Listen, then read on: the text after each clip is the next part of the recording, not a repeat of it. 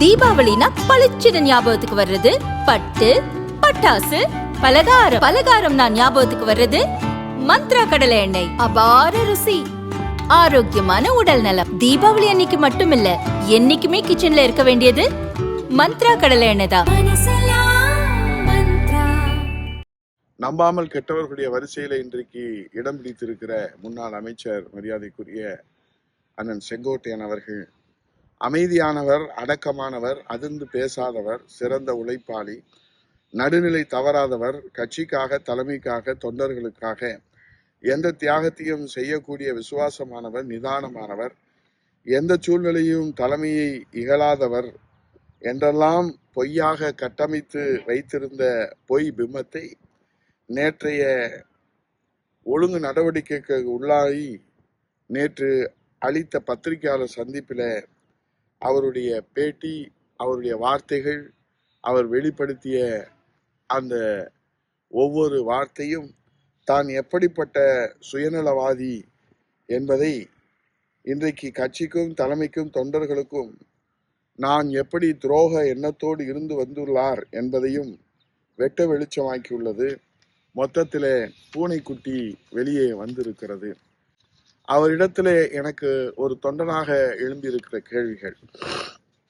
ஒன்று, அம்மா இருக்கின்ற வரை அமைச்சராக முடியாமல் அம்மா அவர்களின் நம்பிக்கையை ஏன் மீண்டும் பெற முடியவில்லை? அம்மாவிற்கு நீங்கள் என்ன துரோகம் செய்தீர்கள்? இந்த துரோகத்தை நீங்கள் ஒப்புக்கொள்ள போவதில்லை.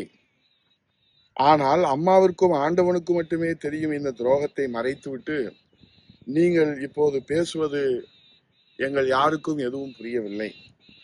2, அம்மா அவர்கள் மறைவுக்கு பிறகு அமைச்சராக பொறுப்பேற்ற தாங்கள் பதவி வகித்த துறை குறித்தும் அம்மாவின் அரசை பற்றியும் விமர்சனம் செய்கின்ற திமுக உள்ளிட்ட எதிர்க்கட்சிகளுக்கு மூத்த அமைச்சர், விசுவாச தொண்டர் என்ற தம்பட்டம் அடித்துக் கொள்கிற தாங்கள் எப்போதாவது பதிலடி கொடுத்தது உண்டா? எங்களுக்கு எதுவும் புரியவில்லை. 3, 4 ஆண்டு காலத்திலே சட்டசபையிலே தாங்கள் விவாதங்களிலே பிரதான எதிர்க்கட்சியான அனைத்து இந்திய அண்ணா திராவிட முன்னேற்ற கழகத்தின் சார்பிலே பங்கெடுத்து விவாதிக்கின்ற போது, தாங்கள் பங்கெடுத்து பேசுகின்ற போது எப்போதாவது மறந்தும் கூட இந்த மக்கள் விரோத திமுக அரசின் மக்கள் விரோத நடவடிக்கைகளை, சர்வாதிகார போக்கை, மன்னராட்சியை குறித்து ஒரு நாளாவது நீங்கள் கருத்து கூறியது உண்டா? விமர்சித்தது உண்டா? குறை கூறியது உண்டா?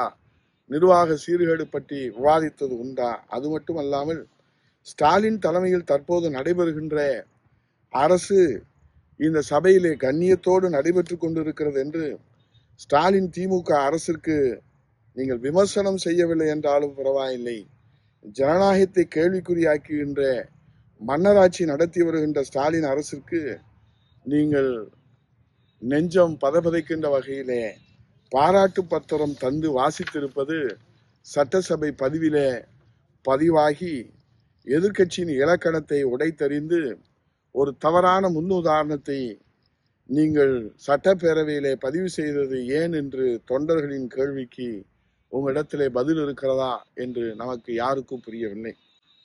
இன்றைக்கு அம்மா படம் இல்லாத மேடையிலே பங்கேற்க மாட்டேன் என்று விசுவாசத்தின் அடையாளமாக லட்சக்கணக்கான நடுநிலை விவசாயிகள் நடத்திய நிகழ்ச்சியை புறக்கணித்துவிட்டு கலைஞர் படமும் ஸ்டாலின் படம் மட்டுமே இடம்பெற்றிருந்த மேடையில இருந்து அம்மாவின் அசைக்க முடியாத விசுவாச தொண்டன் எப்படி அந்த மேடையிலே பங்கேற்ற உங்களுக்கு மனசாட்சி கூசவில்லையா? தன்னுடைய அரசியல் வாழ்வு அஸ்தமனம் ஆவதற்கு யார் காரணம் என்று அம்மாவுடைய காலத்திலே பல ஆண்டு காலமாக ஒப்பாரி வைத்தாரோ, இப்போது அவர்களிடமே அடைக்கலம் தேடி சென்றிருக்கின்றார் நம்முடைய அண்ணன் அவர்கள். தற்போது அடைக்கலம் தேடி சென்றிருக்கிறீர்களே, அவர்களின் அரசியல் பயணத்திற்கு தாங்களை எப்போது வேண்டுமானாலும், எப்படி வேண்டுமானாலும் பலி கொடுக்கவும் அவர்கள் தயங்க மாட்டார்கள்